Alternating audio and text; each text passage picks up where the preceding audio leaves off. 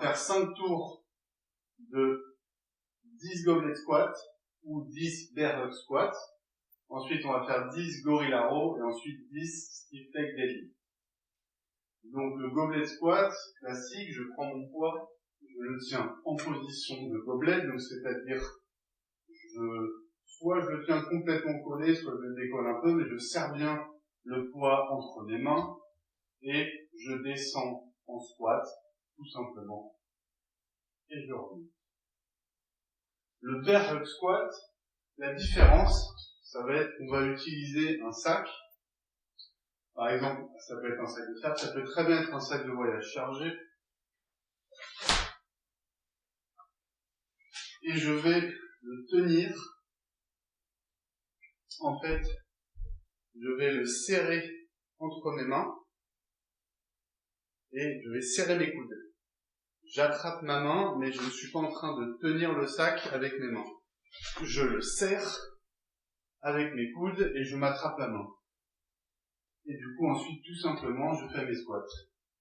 Alors, quand je descends, il se peut que le sac se repose sur mes jambes, c'est pas très grave, tant que je tiens le sac bien devant moi.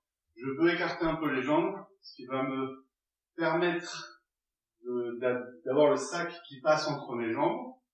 Je descendrai du coup moins bas, mais ça va me permettre de ne pas faire toucher le sac sur mes jambes. Je vais descendre. Ce qui nous intéresse, c'est l'engagement musculaire, pas l'amplitude. C'est de bien sentir les fessiers qui bossent sur ce mouvement. Gorilla row. Le gorilla row, je me mets jambes écartées, j'attrape mes deux poids et je vais tirer et l'un après l'autre faire mon mouvement de tirage. J'essaye de ne pas monter tout droit, d'aller chercher vers ma hanche pour bien faire travailler le dos. De face, je suis un peu comme un gorille avec les mains au sol et je viens tirer un côté, tirer l'autre. Voilà, tout simplement. Et pour finir, le stiff leg deadlift.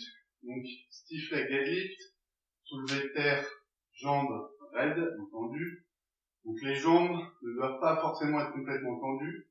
On peut déverrouiller les genoux. Mais ce qui est important, c'est qu'on ne va pas plier les genoux de manière consciente. Ils peuvent potentiellement se plier parce que j'envoie mes fesses en arrière. Et donc, un angle peut se créer et je ne vais pas plier les jambes. Je peux le faire avec un poids ou deux poids. Et tout simplement, avec un poids, par exemple, je vais serrer les fesses, serrer les abdos, tout gainer. Et je vais envoyer les fesses en arrière. Et descendre. Donc, je peux le faire jambes complètement tendues. Ou je peux déverrouiller les genoux. Auquel cas, je vais avoir un léger angle qui va se faire. Et je vais pouvoir descendre un peu plus bas. Et je remonte. Descendre contrôlée. Si je sens le bas de mon dos, c'est que je n'étais pas gainé, je n'ai pas serré les fesses. Donc, je descends.